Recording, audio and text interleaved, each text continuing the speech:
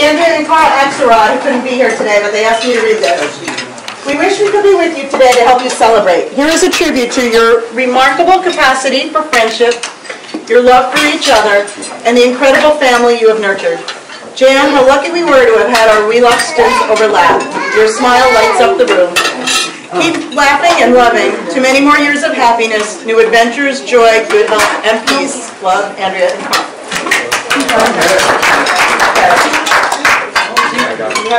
Okay, go for it, Jennifer. C comes next. Oh, to Jan and Jerry on their 50th wedding anniversary. In 1973, we were first introduced. Nice weather at the Furmans was a big boost. After making a mutual inspection, we reached an enduring connection. You were then married 11 years, with 4 children bringing loving cheers. I was barely pregnant with my first, awed by 2 people so parent immersed. Our lives overlapped in many ways: friends, dinners, movies, and plays. Jamie and Rachel took care of my girls, and Gina eyed Rachel's gymnastic twirls.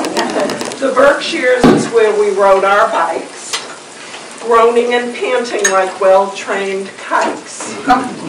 Jerry got me hooked on early bird tennis. Following his lead, I've become relentless. Jerry and Fred shared gardening together, comparing what grew best in varying weather. Chocolate has been Jan's big craving, inspiring me to become a Brigham's maiden. We've shared many family milestones and mirth, bar and bat mitzvahs, weddings, and births. Big birthdays are such fun with the Sachs clan, who celebrate Mom and Dad over the lifespan.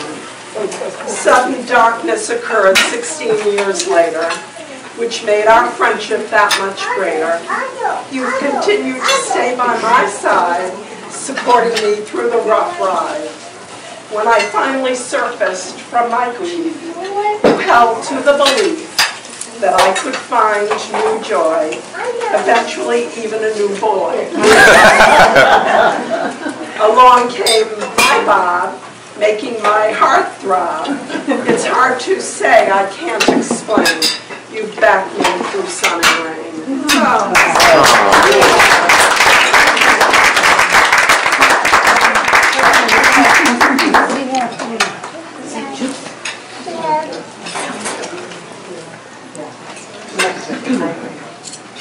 Because I stand before you, ladies and gentlemen, as the official matchmaker of your circular dream. I met Jerry at a wedding, a Labor Day wedding, and he had said something to the effect that anybody at Wheaton that I'd be interested in, and I said, well, you might be interested in my college roommate. I think he was there 24 hours later. To meet her, Jerry Singer. Just see that one. And, well, the rest is history, of course. So, I congratulate the 2 of you. As Jan also mentioned, Jerry's mother and my mother were good friends, and they had a lot in common.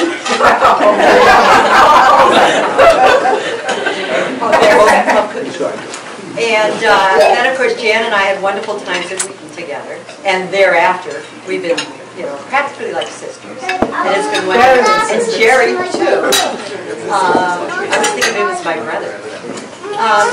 And then, of course, we go down to the next generation, and they're friendly with my children. And then the next generation of grandchildren are so friendly.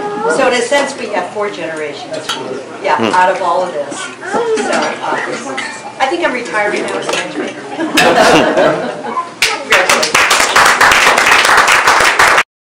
I'm Jerry's younger brother, a lot younger. So when your parents, well, mostly I remember your mom coming over to the house to play bridge. When they had a 4th that didn't show up, I used to play. I would sit in. So I played bridge with your mom. And I remember trying to impress them when I was little. So I wouldn't sort my cards, and it worked. But your mom was very impressed with that. So. I thought you were going to say she couldn't tolerate that. I didn't misplay them, but if I had, that's what I remember from back then. I want to add to Gail's comments too. Jerry came to Wheaton with a friend named Frank. And I thought, I really expected that Jerry was coming to see Gail, and I was being stuck with Frank, and I had a paper to write that was due the next day. It was pouring out, and we invited them to stay for dinner. And trying to strike up a conversation with Frank wasn't easy because I asked him what he did, and he told me he made cardboard tubing. And all I could think of was Tampax. And that conversation wasn't going very far. And toiletry rolls wasn't going to amount much either, so it was kind of a dead night for me. So when Jerry called in for women who were here of my era, if you remember, the dorm phone system was not really efficient. And the call came through and it was for me and it was Jerry. I was really quite shocked. And so that was really the beginning of the story. Frank, I didn't see much of Frank after that. That conversation ever did fly. Well, first of all, many of you don't know my profession, but my profession is a child psychiatrist. So I am absolutely thrilled that there are so many children here. And none of them are my patients.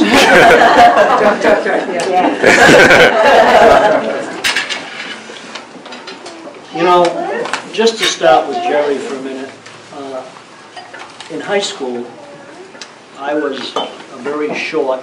I've grown several inches. But I might have been 5'6½", 5'7". And I had sort of a short... He's saying that's short. I didn't stare at you. But Jerry was of good height, and yet I was a co-captain of the fraternity basketball team. And we would depend on Jerry for rebounds and layups, and he had one halfway decent shot. But Jerry was quietly very, very bright, and I had no idea that he would graduate magna cum laude from one of the best high schools in the country, Classical High School. I graduated magna cum laude. I was not a good student. I was very social, and to me that was more important than academics. Jan, of course, we have gotten to know in wonderful ways. First of all, I have such respect for Jan in terms of what she's done for the children's room. You talk about grief. And Jan does what she did for you. She has done for hundreds of people, of parents who have lost children, children who have lost siblings, and many of you have supported the children's room in Arlington, Massachusetts, which is just a wonderful organization. So Joan and I just sat down, and what we wanted to share is you become our cherished, fun to be, with dinner in Merrimack Rep Theater, as you said. You guys, when we're at a play, understand all the intricacies and intimacies of every play. They want to talk about the plot, the themes. I'm a psychiatrist and I can't figure out half the plays. And we just saw a play, the title of the play was Half and Half and Half. And I couldn't figure out in a million years what half and half and half stood for. Jan and Jerry, of course, were able to say, did you get this? Did you understand that? Did you see the last scene? Did you notice how the last scene had to do with the first scene? And I'm just sort of saying, sure, that's wonderful. It was a good play. It was a good play. By the way, to get the symbolism of the two different shoes, it dawned on me. See, look. The next day I was arriving home and it dawned on me what the two shoes were. See? Oh, you have to share. Did you get the symbolism? Jamie's checking his shoes. I didn't hear the beginning of the Yeah, no, oh yeah, I didn't get that. And Jan is a wonderful member of a very special group in a temple in Lexington, Temple Mooney. I was invited by one of my, many of you know of him, but he's been my mentor and I've looked up to him for years. Jerry Steckler, Dr. Jerry Steckler is a psychologist. And he said, Arnie, would you like to help co-lead a group? And I said, what's the name of the group? He said, well, between you and me, it's a group of alter cockers.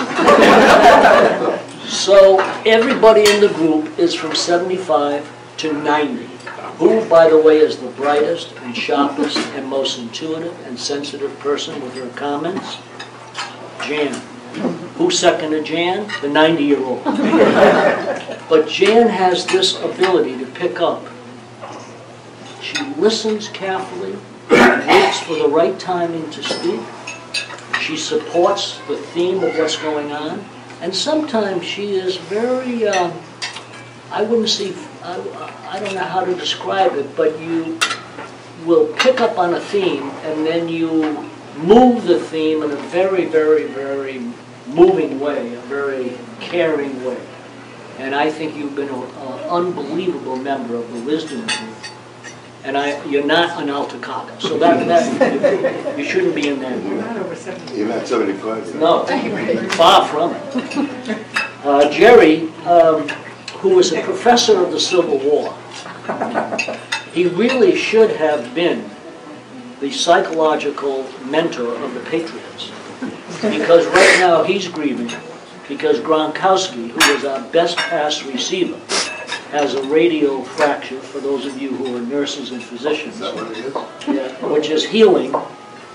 And most likely Jerry is definitely hoping that he'll be back for the playoffs. And I understand that he's actually now catching passes, and so I think he should be. How can two people give so much love and time to the next generation of all your these are their quotes, fantastic, precocious, darling, beautiful, heavenly grandchildren. Even when you are so exhausted, you still somehow manage to support and care for the next generation in big ways. I mean, some kids stay in your house for a week while the house is being renovated. I mean, when you get such a break, that would cost any young family about $600 or $3. It's wonderful. I guess all of what I said really makes a 50-year marriage all worth it. To have caring, loving children, precocious and phenomenal grandchildren. Just you wait until those children become teenagers like you guys, and then I'll take the referrals. But congratulations on figuring out what other couples only aspire to. We love you both. And of course, as you know, I am so lucky to have the woman of my dreams. And we will be celebrating, Joan and myself, our 50th anniversary, June 8th. And we're all invited? And some of you, after I give my differential diagnosis, will be invited.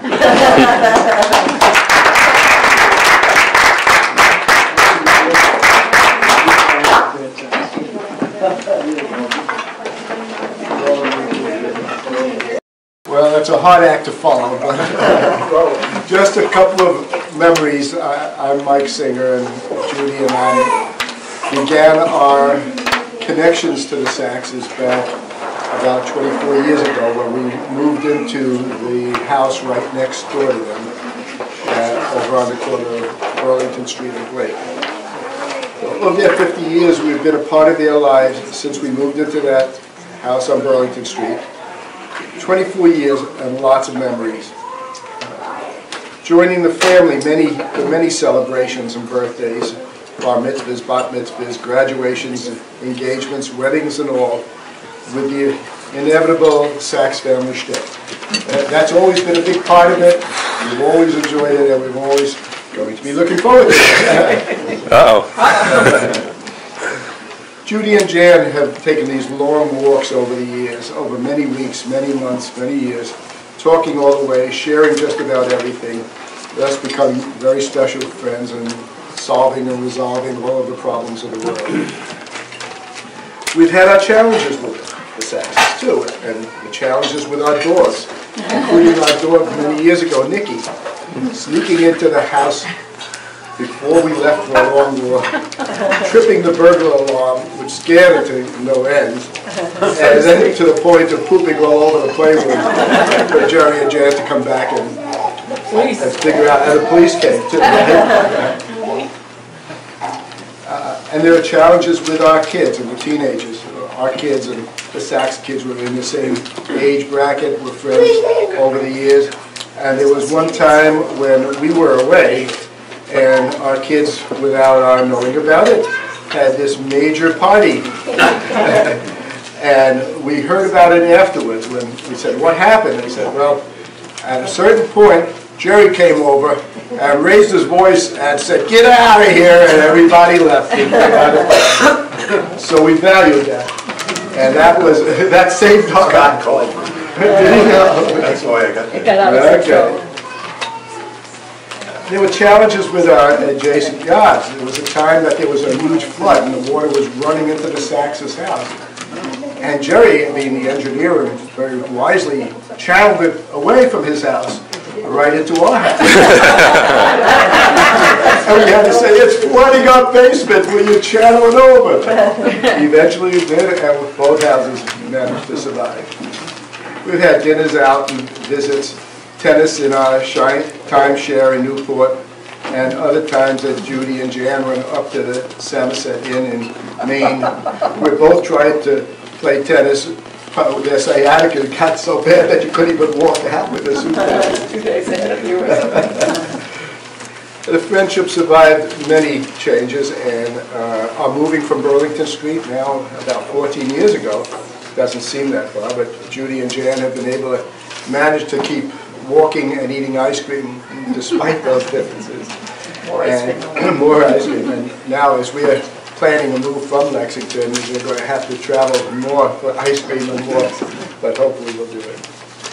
And Jan and Judy continue their talks now about children and grandchildren, our homes on the Cape, and trying to avoid talking about some of the respective medical problems that come as we all go on.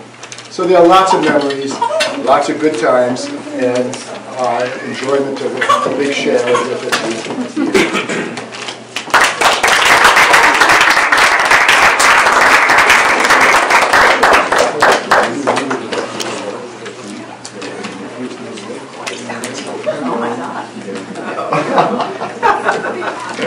So, my name's Jeff Stern, my wife Claire,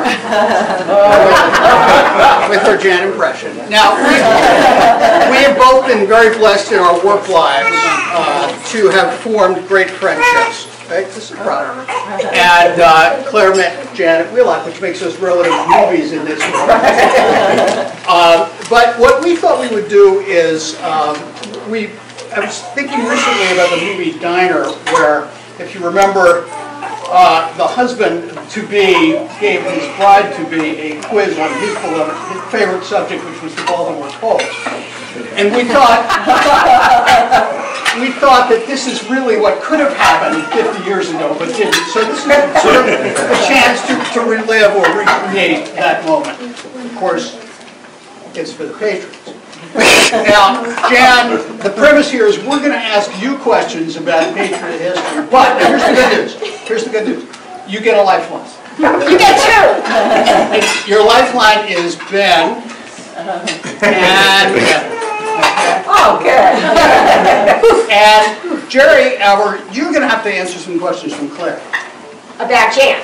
Oh, about Jan? Okay. And you get no lifeline. You get no Yeah, and no lifeline. Right. And we'll keep track here. All right. This isn't fair. All right. How many Patriot coaches can you name, Jan? One.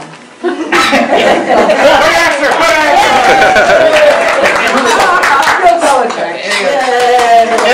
Daniels. What'd you say? I think that's good. Head coaches? Head coach. We're just going to stick with head coaches? Head coach. In order? Pete Carroll, Bill Parcells, Dick McPherson, Rod Rust, Chuck Fairbanks, Who's this guy? You're not offering any. You're Lou Saban, Mike Hollavac. Mike Hollavac. The immortal Clive Rush. Clive Rush, the first Anyway, one other. right, this is We gonna- went when we went Okay, back. Jerry, how many friends does Jan have with skinnier legs? 0.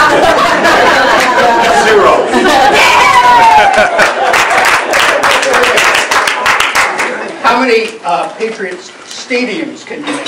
One. I can name two. Ben, The new one and the old one. Jerry, how many serious?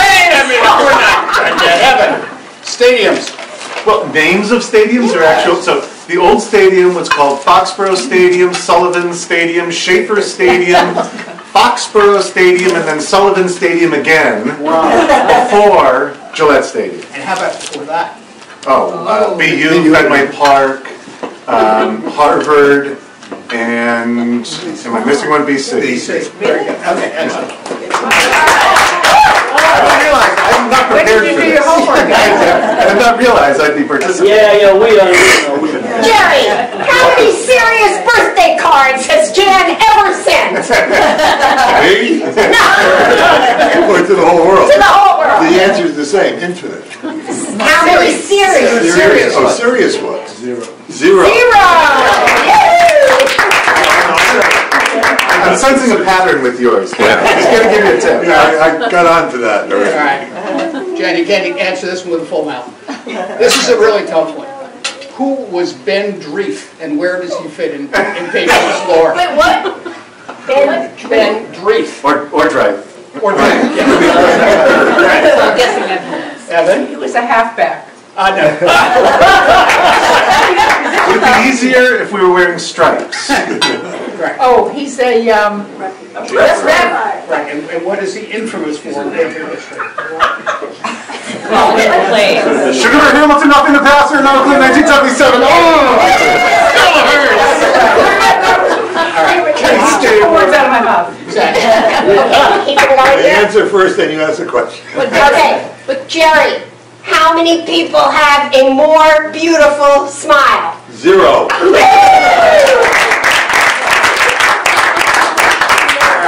All right, so Ben Dreef, as we've determined, made the most infamous call against the Patriots. Who was the referee who made the most famous call for the Patriots, and what was it? Walt Coleman, quarterback's arm was going. Oh, very good. Hey, all right. They looked at me. Okay. Jerry, Yeah. how many people love chocolate and ice cream more? 0.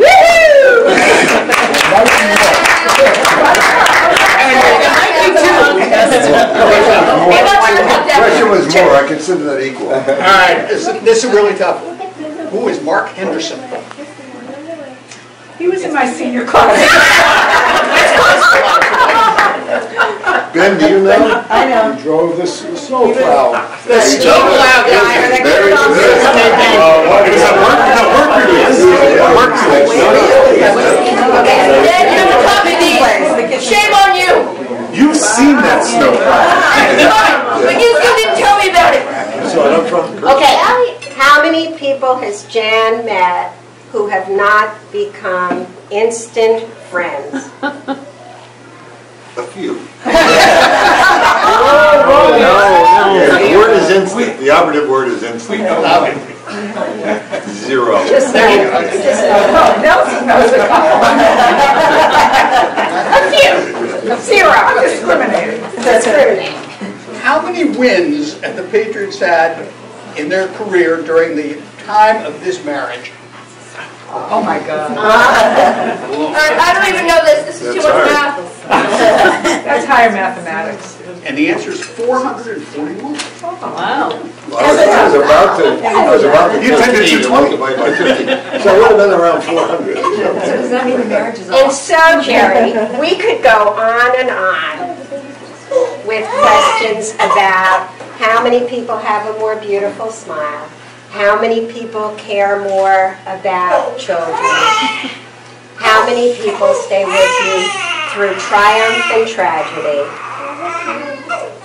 but we all know what the answers would be. Nobody. Nobody. So our message to you is that we know that children model what they see, and we hope that Rachel and Ben and Leah and Adam and Brian and Kara and now little Miss Sarah have the good fortune of 50 years of marriage filled with friendship. Beautiful.